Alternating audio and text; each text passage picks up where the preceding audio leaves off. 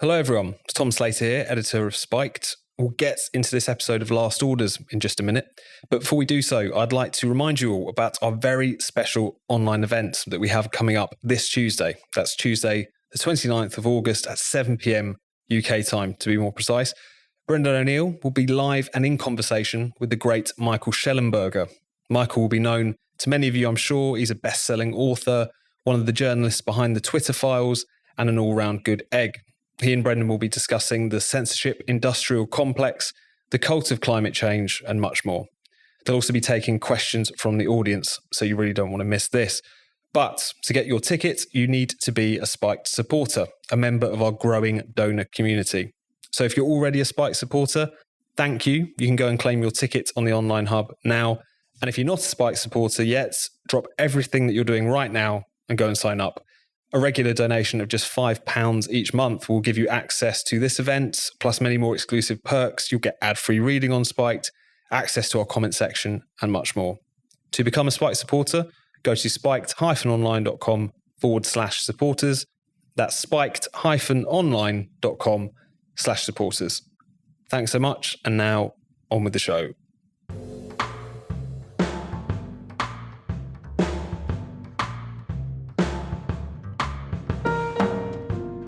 Welcome to Last Orders, the Spiked podcast all about freedom and the nanny state. In this episode, we discuss the witch hunting of Graham Linehan, the ridiculous regulation of takeaway pints, and the mad plan to bring wolves back to Britain.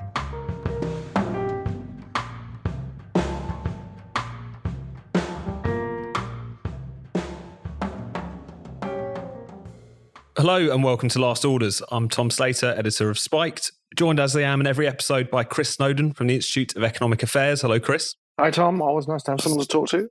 And we're delighted to be talking today to Simon Evans, one of our favourite return guests, stand-up comedian and Spiked columnist. Simon, how are you doing? Okay, Tom. Okay. So, Simon, you're speaking to us from Edinburgh, where, of course, you've been up for the month with your show, Have We Met? Before we get into all of the controversies which have been swirling around Edinburgh, even since we last did this podcast, which we slightly stupidly decided to make it about controversies at Edinburgh, not realising what was coming. But do you want to just tell people a little bit about your show? I imagine you'll have a couple of shows left by the time people hear this, but also when it's going on tour and all that. Yeah, very kind of you. I've been performing a show called Have We Met Here, and I do tend to use Edinburgh the first time I come with a show as a sort of workshop. So I throw it up in the air a little bit different lands each night. But broadly speaking, it's about old age, losing your memory, and becoming increasingly suspicious that you're supposed to have remembered something about the person you're speaking to, and a general sense that the world doesn't make sense. And that, of course, the Edinburgh Fringe is the perfect environment for that, because it hasn't made sense to me for at least 10 years now. But, you know, there is I think it is genuinely quite relatable content, at least for the people who come to see my show. I'm 58 years of age, and there is now genuinely an uncertainty. You confront a lot of things. You think, is this mad? Is this just what my dad confronted when I would come home and say certain things at the age of 18 or even 25 or whatever, or have the wheels come off completely? And so it's trying to unpick those things a little bit, but also I quite like the bittersweet now. When I write or when I perform, I quite like exploring the sense of, you know, a slightly elegiac quality that I think is acceptable. In the course of an hour, you want to have mostly laughs, but there's a few moments of slightly melancholy reflection as well. So it's working on that. And by the time it gets onto a national tour, hopefully the hour and a half will have become ordered and reliable. But at the moment, as I say, I'm still exploring a little bit. What I tend to do with Edinburgh is do a brand new show, workshop it here for a month, take it on tour, and then bring it back the following Edinburgh completely shiny and reliable and bolted down and seaworthy. And then that's, you know, time to start on the new one. Brilliant. And have you got tour dates up yet, or those soon to be announced? I've got them in for the autumn, so they'll be on my website, which is just called thesimonevans.com. They'll be on the website by the time this goes out, hopefully, yeah. Brilliant. So all listeners should definitely go and check out Simon. He's fantastic. And Simon, let's talk about Edinburgh, and let's talk about Graham Linehan, which has been obviously a huge scandal controversy to anyone who has been living under a rock. This, of course, was the Comedy Unleashed showcase, which was going to be at a venue in Leith on the kind of outskirts of Edinburgh, where they had this mystery cancelled comedian who was revealed at the last minute to be Graham Linehan, the co-creator of Father Ted, and a kind of gender critical warrior, it's fair to say. And not only did they lose the Leith venues as their first venue, they also had a second venue cancel on them. They ended up having to perform it outside of Holyrood. Simon, you wrote about this, the whole story for us this week. There's been a lot said about it so far, but what's the main sort of takeaway you get from it, the whole scandal? I assume it's obvious for people, but just to be completely clear on it, Graham isn't really a stand-up anyway, and he was coming up to do. He's trying to do a few jokes because he's lost all the work that would have once been readily available to him as one of the country's premier sitcom writers. He created Father Ted, of course, also the IT Crowd. He worked on Black Books, which was wonderful, and a thing called Motherland, I think, which is a sort of school gates comedy, and just generally, really highly regarded, and because of his activities online. And I think, even perhaps some neutral people might say he has become extraordinarily, let's say, if not unhealthily focused on trans issues. He has made it. It seems like an extraordinary crusade that he has undertaken in the last few years, and he has become persona non grata as a result. And I think it is unfair, but he's not really as a stand-up. As I say, he would have been appearing more in a kind of almost like a personal appearance thing, but he's trying to do a bit of stand-up and find possibly another way, perhaps somewhere where, one of the great things about stand-up traditionally is that you don't need to get through a whole herd of gatekeepers, in order to get your stuff out there. A bit like writing a blog or producing a podcast, you can find your own audience, and so if he does demonstrate that he's got the chops, that might turn out to be an alternative career path for him, and good luck. But he wasn't like a controversial comedian.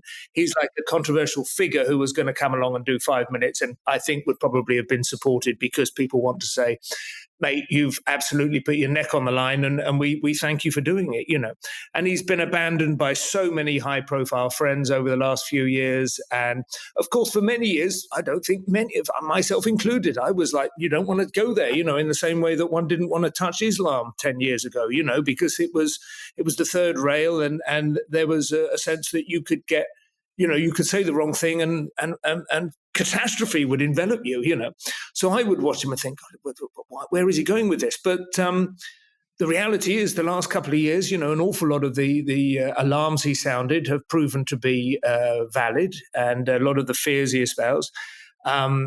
I think it is fair to say he focuses a lot on the very dubious origins of the trans ideology of gender as separate from sex, of John Money and so on, and of various figures who have turned out to be absolute horrors. And there might be a sense that there are other people who wish to live as trans men or trans women who don't deserve to be, necessarily bracketed with the degenerates who are trying to sneak paedophilia in under the radar or blur all boundaries between what is and is not acceptable behavior and so on. But as I say, he's as you say, exactly been a warrior on that front. And so, I don't know whether it would have been had anything like the same level of publicity if they hadn't cancelled the show. I think it would have just come and gone, and possibly a few of the drag acts that normally appear at Leith Arches would have gone, don't like that, it would have been forgotten about, but that's the world we live in.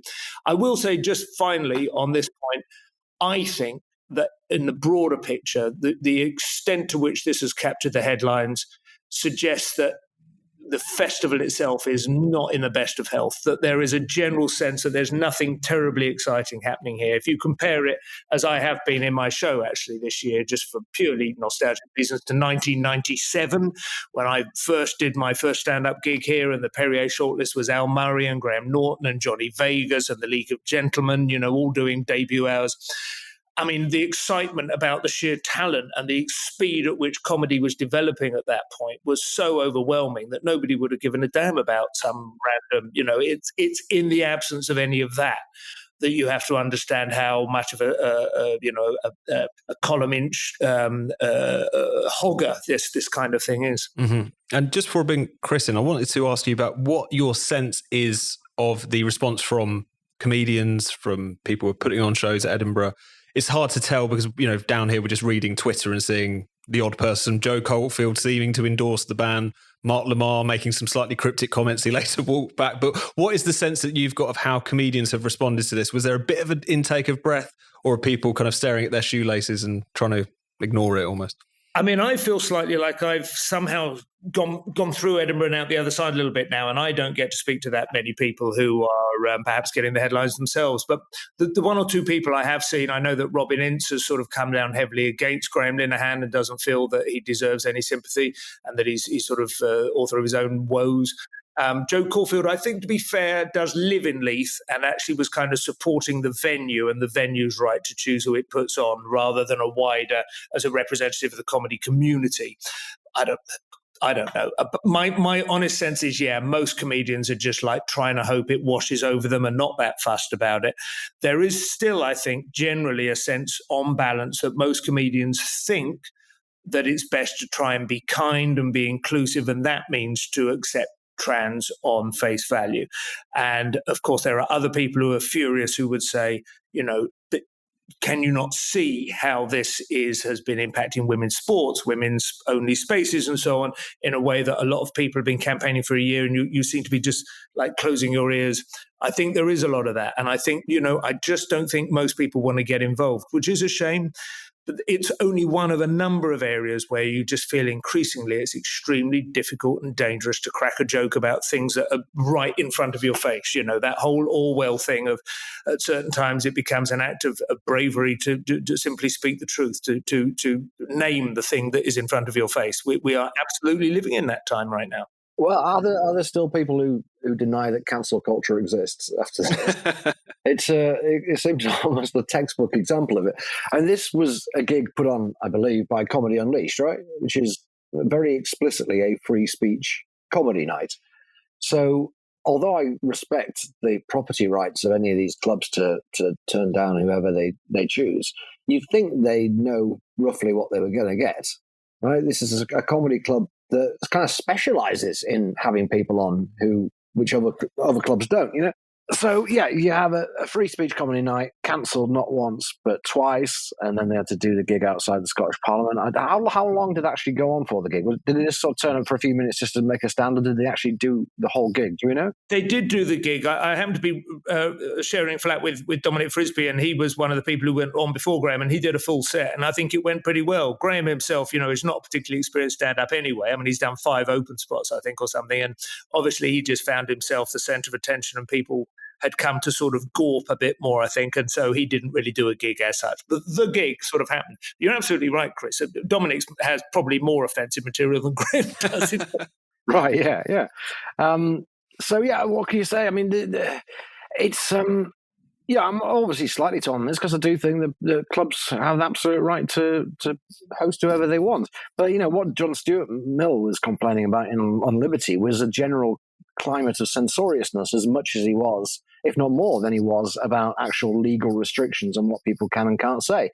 That was the thing that worried him, and that's the kind of thing that should be worrying everybody, I think, because at the end of the day, you don't have to buy a ticket to go see Graham Linehan or anybody else, especially not at the Edinburgh Fringe, where I believe there are quite a few other shows on.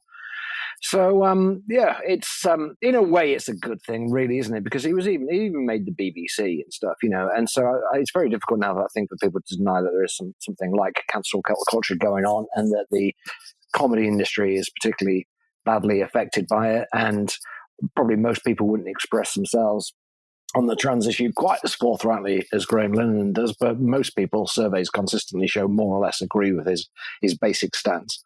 Mm-hmm. And I think that's an important point about how this also isn't a case of just one venue closing them down, and that the desperation they had to try and find one. I think people who try to compare this to, well, how is this any different from the Christian bakers who don't want to bake a pro-gay marriage cake? The difference in that situation was they could probably go next door and find someone pretty willing to bake that cake. In this instance, you have, because of that climate of censoriousness, everyone feeling the need, even if they don't share a lot of the kind of intolerance of the people who were desperately trying to shut it down, are at the very least very scared of that backlash. And that amounts to a pretty serious form of censorship when you stack it all together, I guess, I think there was, it's worth mentioning, Unleashed did a tour last year as well. They went to a number of venues, one after another, and they had a good lineup for that tour, hardly any of whom were as controversial, and nothing like as controversial as Graham, and a lot of whom just do great sort of good old-fashioned full strength, distillery strength humor, but not offensive.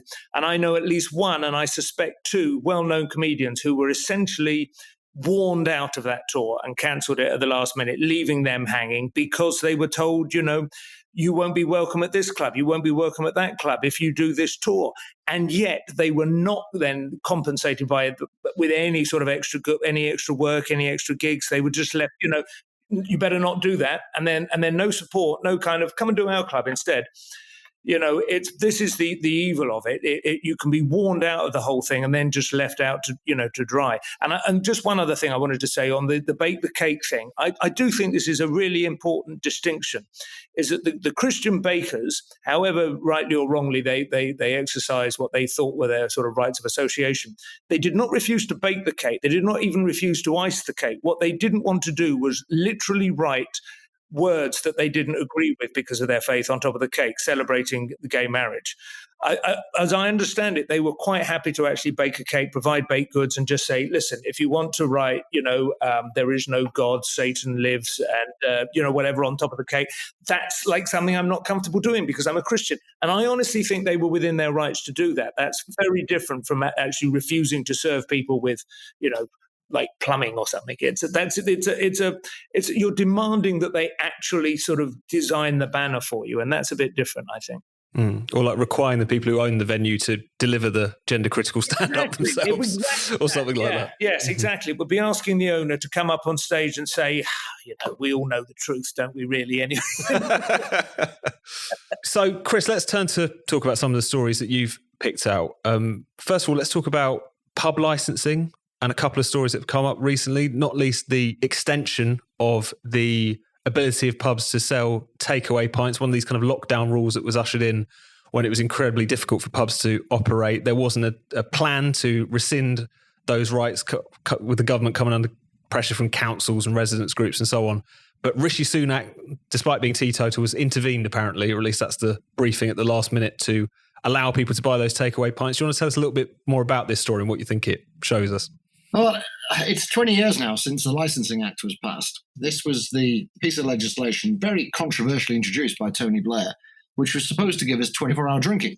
And there was a huge hoo-ha about this. It was supposed to lead to the last days of Rome, and everybody would be drinking all through the night and nobody get any work done, and there'd be hooligans trashing the streets. And when the law was introduced 2 years later, 2005, nothing very much happened. The main change is that you can go to a market town anywhere in the country now and probably find somewhere to drink until 12 o'clock. It's been absolutely no use in Westminster, I've noticed, where you still can't get a drink anywhere apart from maybe a casino and the House of Commons after 11 o'clock. It hasn't made a great deal of difference. There isn't really anywhere that I know of you can buy alcohol 24 hours a day, except possibly some fancy Tesco. And so we keep getting these stories with the women's football. Okay, so that the kickoff for the women's football final, World Cup final, was at 11 o'clock, and the pub said it would be nice if people could come in and start drinking at 10. Wet their whistles, get ready for the match to start. And they couldn't do it, or they could do it in some places, but they had to check with the council, and Parliament was in recess, so the government couldn't do anything about it, although apparently the government would have done something about it. The government shouldn't need to be doing anything about these things. If you can get a 24-hour license, you should very easily be able to open 1 hour earlier or 1 hour later. Every time we have a big royal story, obviously we've had a few last few years, with the coronation in particular, there are calls to let the pubs stay open. Or in fact, the government grants us that as a special privilege, don't they? This is a royal wedding or a coronation. The pubs can stay open until 12 or 1, and this is supposed to be some very special thing, which it shouldn't be if we have 24-hour drinking. In addition to that, you've got the legislation you've already mentioned. During the pandemic, there were various laws were relaxed, and a hashtag got going, which was hashtag never needed, because these laws are clearly unnecessary in the first place. And a good example of that was the ability of pubs to serve alcohol to take off the premises. I never really understood why there are separate licenses for taking alcohol off or on the premises. And they relaxed that in order for people to keep pubs going effectively, and go down and buy a proper pint of bitter and then take it back and drink it in your garden during lockdown. Very nice. But it was clearly never needed, and there was no reason for it to be abolished, as was due to happen a couple of weeks ago. But thanks to pressure from the pubs, I'm genuinely not sure how many pubs are actually selling takeaway drinks, and makes up a large part of their revenue. Nonetheless, They should be able to do it, obviously. So there was a bit of a hoo-ha about that. Then Rishi Sunak came out and said, "I've listened, I've heard what you're saying, and he's not actually going to scrap it. He's still not going to scrap this law. He's just pushing it back another 2 years. So now it's going to be scrapped in 2025, and the pubs can kick off about it again." And my point is, well, the obvious point, which I think I've already made all too well, is we haven't got 24-hour drinking. And the other point is we should have 24-hour drinking, not literally in the sense that every pub has to open 24 hours a day. Again, it comes down to property rights. It depends when the publican wants to stop serving. But I do the nanny state index, as you know, and one of the criteria in the nanny state index is pub opening times or restaurant opening times, or serving alcohol in a premises. And most countries in Europe just don't have any national regulation of this. It's considered perfectly normal in places like France or Spain that the person who runs a restaurant or the bar, stops serving when he hasn't got any customers or if he wants to go to bed. He's not forced to close at 11 or 12 or 2 or even 3 or 4. He can do what he wants. And it seems to work quite well. And Orwell pointed out, in the 1940s that we were incredibly uptight about this compared to other European countries, and no wonder Europeans want to come over here to be tourists. So my point is, we've got some excessive regulation of pub licensing that only really comes to a head every now and again when you get these unusual events like people wanting to go out drinking at 10 o'clock in the morning on a Sunday because the women's football's on. But we should really have deregulated properly. What actually happened is that Blair said he was going to massively deregulate and then actually didn't. Mm-hmm. Simon, what are your thoughts on all this? Well, I suppose the first thing I thought when I saw the story was a slight irritation that it should be that it should have come to our attention because of the Lionesses World Cup match, which I think has been grotesquely overstated and overvalued as a culturally of no real significance or importance to the gaiety of nations, and I'm just so tired, so bored, so exhausted by having it shoved down my throat as an event of equal importance to the actual World Cup in '66 or any other that the men's teams are in. I just don't buy it. However, in Edinburgh, of course, it's enormously distorted anyway. Everyone is drinking from early hours. I went to a beer garden to watch it just because a mate who happened to be up here was going to watch it. I wouldn't otherwise have done that, but they didn't seem to have any problem serving beer then. I suspect not on any other Sunday morning either. You do see different cities, cultures, sort of micro-cultures, as it were, around the British Isles where they have different traditions and so on.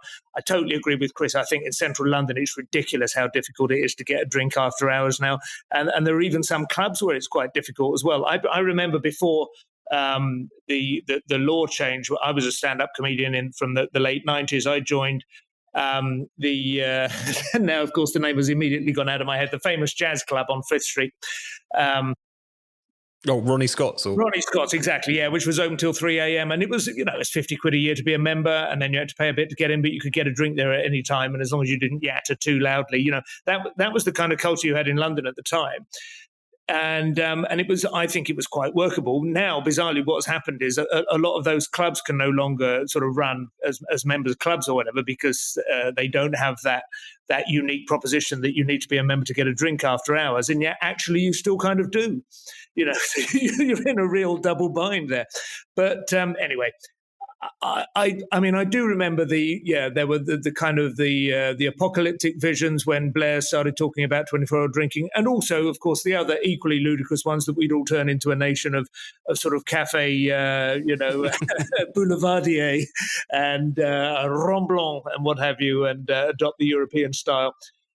I think British drinking culture is changing, and I think it's declining, sadly. I was no fan of the lager lout culture. If you went to somewhere like Guildford on a Saturday night and did a gig and you caught your exit at the wrong time, there was a sort of aura of threat on the street where everyone would come out at the same time and crowds of young men would clash, and it's probably a good idea to sort of dilute that if possible. But I just think we're kind of losing our mojo generally in terms of nightlife, and it's very sad. And I'm not even sure that I like the idea of pubs doing takeaways. I think the point is you go to the pub.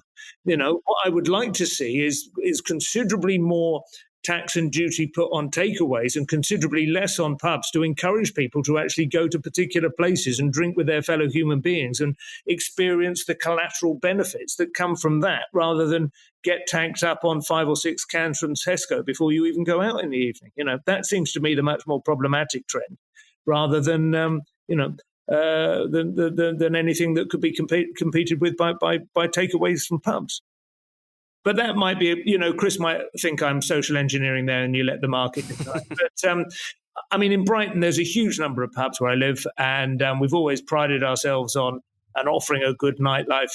It does feel to me like it could do with somehow tightening up, weeding out the stragglers, strengthening the vital and the viable, and just creating a tax code which encouraged people to behave in a way that actually is sort of socially beneficial. I think the young and old drinking together, the gay and straight, the black and white, the male and female, the middle class, the working class. It's great when you have, the pub as the kind of center of a community. That's a sentimental notion, but I don't think it's entirely ludicrous.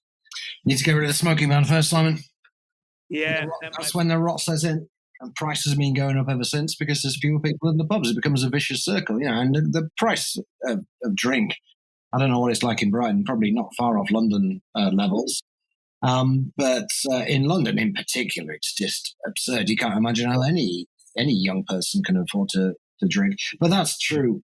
My neck of the woods as well. It soon adds up, doesn't it? £5 or £6 a pint. Yeah. And unless you're going to put sort of £4 tax on a can of lager, you're never going to have anything like parity.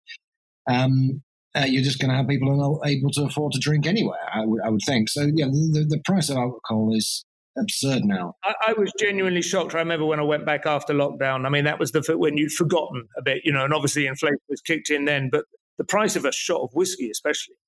Unbelievable, and you can't drink spirits in pubs, really. No. And that didn't used to be the case. I remember when I first started drinking, I didn't like have a belly full of lager. I used to drink vodka with some kind of little a fruit shot in it of some kind, and I could afford that as an 18-year-old without a job. So yeah, I don't know what they are hoping to achieve with it, but I feel that was quite an education. I remember going to the Rat's Castle we used to go to in St Albans, and I used to sit down and play tabletop video games with street sweepers, and there were big fellas who played darts who would exude a sort of air of threat that you learned to recognise it was quite a useful sentimental education, as I say. I think there's a value to that. Mm-hmm.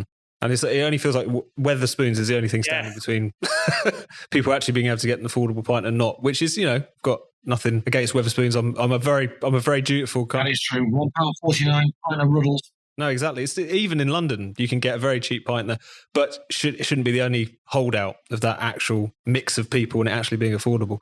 But should we talk about Wolves, Chris? Yes, please. And George Monbiot, not for the first time, I believe, has floated this idea of reintroducing apex predators into the English countryside. He's particularly keen on wolves. He's particularly keen on lynx, I believe, as well.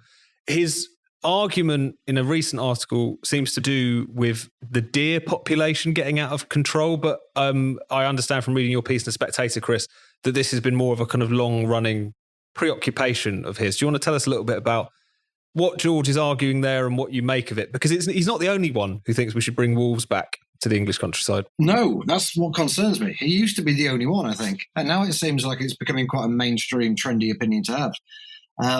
Actually, I found fascinating when I made what I thought was a fairly obvious comment on Twitter about how mad George Monbiot is. He hates sheep. That's where it all comes from. He doesn't like sheep, doesn't like sheep farming. He thinks it ruins the countryside. He wants the farms to be given back to nature. He thinks everything should just be wilderness, one big carbon sequestration zone. And I don't know where he thinks the food's going to be made, presumably abroad. But that's at the heart of his love of wolves, is his hatred of sheep. It goes back a good 20 years, actually.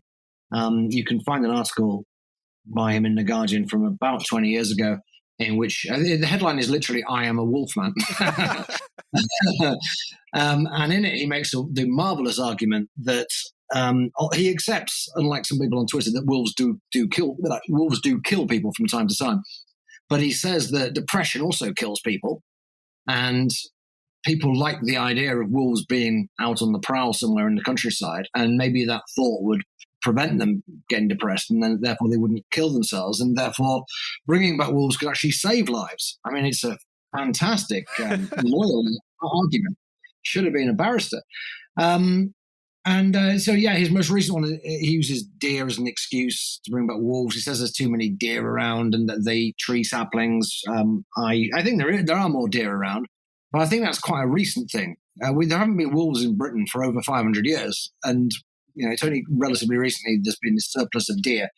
I think with trees, judging by the ones I see when I'm driving on the motorway, you can put some sort of plastic wrap around them, can't you, when they're growing? Doesn't that stop the deer eating the trees as they grow? That seems to me a better solution, as does just shooting the deer, as opposed to unleashing ravenous packs of wolves and then have to shoot the wolves when they get too numerous. So there's this odd thing going on. And like I say, it's not just Monbiot. There are lots of people who really feel very passionately that we should bring back all sorts of apex predators. Not that they'll ever see them probably, but just because they can imagine they're out there, presumably thereby defeating their depression. But there is an element of the old lady who swallowed the spider about this, right? Or the old woman who swallowed the fly. It kind of escalates. And somebody was telling me on Twitter that they've got wolves in Italy. They've got wolves in several European countries, to be fair, but mainly up in the hills where nobody ever goes, right? But they have them in Italy, and this person told me that it was all going fine there. So I Googled this, and the first thing I found when I Googled it was that Rome apparently is currently besieged by wild boars, and they're hopeful that that the nearby wolves will enter Rome, thereby killing the boars. Which again begs the question: what do you do with the wolves? Will cross the Rubicon. Well, yeah, exactly. Yeah, I don't know if the idea is that when winter comes, the wolves will simply die. The old Simpsons thing. Yeah, it's an odd thing. I can only put it down to people being so divorced from nature because we're such an urbanized civilization that the ancient fear of the wolf has kind of evaporated.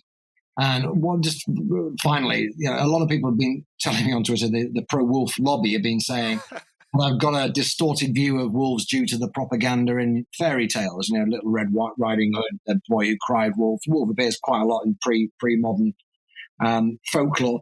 But the reason that the wolf appears so often as the baddie in pre-modern folklore is because it was a clear and present danger to villagers and their families and their livestock, and they still are, particularly to their livestock, which, to bring us full circle, is why Monbiot is in favour of this in the first place.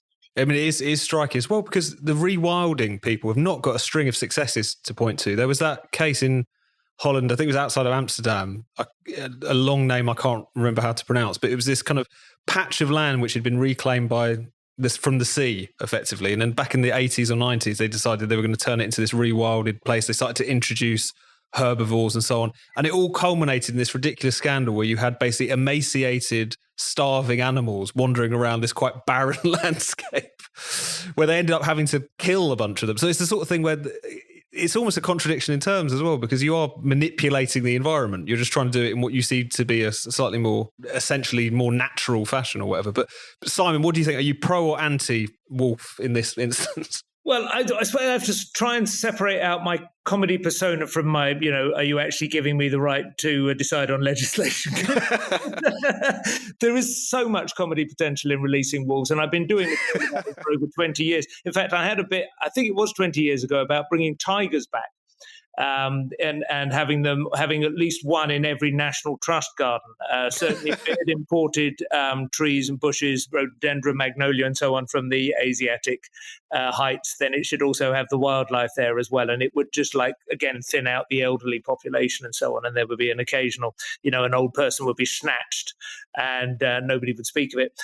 I find it quite a delicious spectacle. But obviously, Chris is right. We in a way, what Chris has said about it also supports Monbiot's wider point, I suppose you might say, in a philosophical point of view, that the very fact that we have lost our respect for wolves, that we have lost contact with nature to such an extent that we struggle to imagine a wild animal in the United Kingdom that could present any kind of threat to us at all. It is now widely understood that the bully XL, or whatever it's called, is the most dangerous mammal, in the country. And at any given point, most of the most dangerous animals have been brought here deliberately and are either still kept as pets or have escaped and become feral.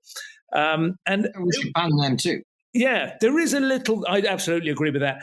There is a little bit of me that does miss that frisson of knowing that there might be. So I have walked in the Pyrenees where there are wolves. I have walked in I got lost literally in the jungle in the Himalayas when I was 24 and was rescued by a Nepalese farmer who wrote a note for me that I couldn't read because he didn't speak English. I had no Nepalese. And when I got to the next town, somebody translated it for me and it said, "Tell this man he must not walk in the jungle. It is very dangerous. There are bears in here." And I do remember that feeling of, there's a certain amount of excitement and frisson that comes with that. So I wouldn't mind that. I suppose the question is, as Chris says, you've got to say to these people, if we want to regard sheep farming, and it is subsidized and it is slightly in the teeth of everything, I understand that. But if you want to regard sheep farming as the legitimate pursuit that supports the countryside, such as it is in that part of the world, that gave rise to the dry stone walling and the beautiful tumble-down barns and so on, the British countryside is clearly a magnificent thing, and it should be monetized, I think, much more effectively as a tourist attraction. I find it really galling that we lag so far behind France. The weather is not that much worse, and we have at least as much splendor to offer. So, I mean, I've long thought that the countryside we should think about it as much about it as a resource for leisure as it is for food security. Increasingly, we have the opportunities to rebalance it a bit from that point of view, if it could fit in on that front.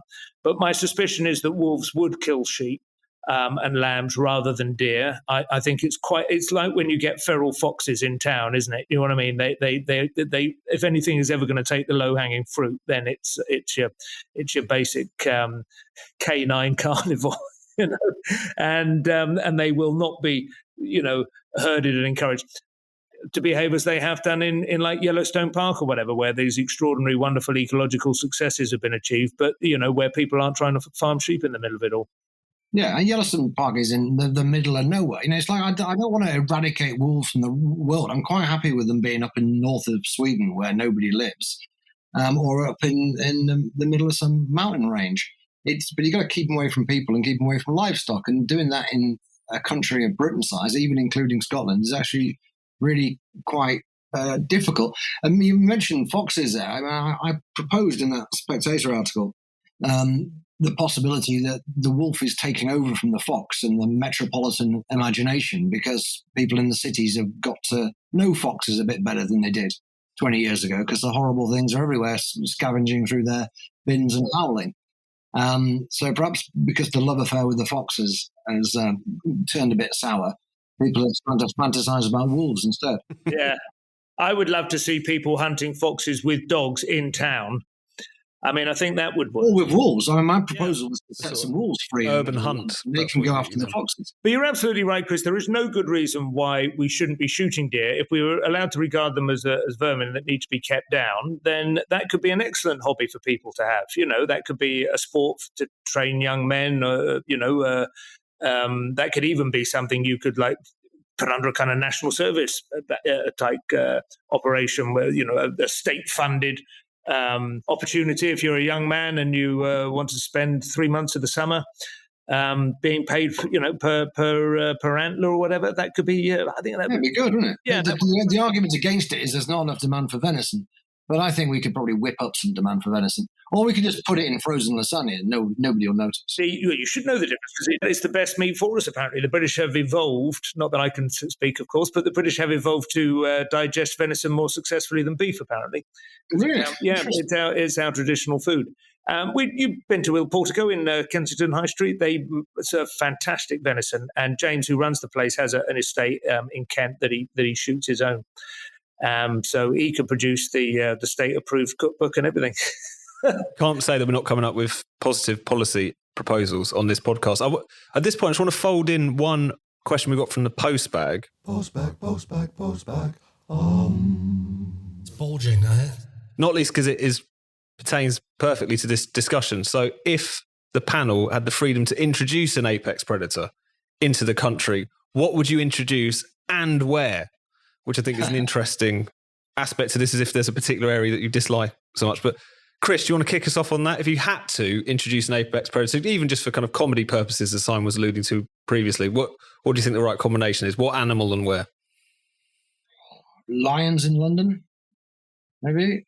Do you just dislike London that much? You'd quite like the idea of... Yeah, I'm just trying to think of what the most dangerous apex predator is. They always say hippos, don't they, are the most dangerous animals. It's not really a predator, though, is it? It's just in defense of its young, I think. Good point, Simon. I'm just looking for something that's going to kill as many people as possible. They do it by accident, I suppose. Mosquito, yeah. Not an apex predator. Human beings, the most dangerous animal. I'll just go with lions in London. Okie doke. Simon, what do you think? Well, I would probably go with raptors. I think the golden eagles, osprey are magnificent. I would love to see osprey reintroduced into Brighton, and I think that would possibly see off the seagull, the herring gull population, who are an absolute menace. Anything that hunts gulls would be okay with me. Osprey are magnificent. Also, of course, the peregrine, although that's quite small, but it plunges magnificent. There's a few in Simmons Yacht, but I don't think there's many of them around. But yeah, raptors, absolutely. Raptors all along the A40. Raptors all along the major trunk roads. That's where you want to see them. Yes, anything that kills seagulls, interesting. There's a lot of red kite, isn't there, around Buckinghamshire? How did that go? Because that was a reintroduction, wasn't it? It was, and it just took like wildfire, and now they're as common as crow. Yeah. Has that caused a problem? Are there too few dormice now or something like that? No, I don't believe so. I don't live there, but I haven't seen any. I walk there quite often, and I haven't seen any signs saying "Do not feed the kite," because you think they're great, but they're a pest or anything. So could happen. They are huge as well. Red kite. They're very striking silhouette when you see them up in the sky. Marvelous. The other thing you could introduce then, of course, would be the Zarathustrian towers of death as a means of funereal disposal, because you need plenty of raptors for that, and vultures, of course. We're into the old lady who swallowed a fly. Yeah. With the old lady up on top of the... Brilliant. We're completely out of time. I just want to say before we go, though, we did have one response to our postbag call out, which I don't really understand, but I think it's worth noting. So, we said that we were going to have Simon on. We were going to discuss the witch hunting of Graham Linehan and the ridiculous regulation of pints and so on. And we got a response from Philip Pullman, the children's author, just saying, ridiculous, all of it. No. I don't know what he meant by that, but Philip, if you're out there and you're listening, there's an open invitation to come on this show to explain what you meant and to give your views on all the nanny state topics. Very interesting man, Philip Pullman, because obviously very intelligent man, and his, that trilogy with the dust and so on was extraordinary. And yet he's also allowed himself to be duped by some of the most entry-level nonsense on Twitter I've ever seen. I mean, there've been very few academics and men of letters who have had quite such a torrid time of it. So, yeah, it would be very interesting to have a chat. Didn't he sort of go all AC Grayling over Brexit? Yeah, he did. He at one point suggested that Boris Johnson should be hanging from a lamppost, which is one of the more memorable and insane kind of Ramona Twitter moments. But he did come out in favour of that, the woman, the teacher that encourages that's very true. To write poetry and stuff. So, he was willing to cross swords on that. Yeah, he may be saved yet. So Philip, if you're out there, please get in touch. lastorders@spiked-online.com. But thank you both so much for your time. Simon, Chris, I'll let you get back to your day. Thank you. Arrivederci.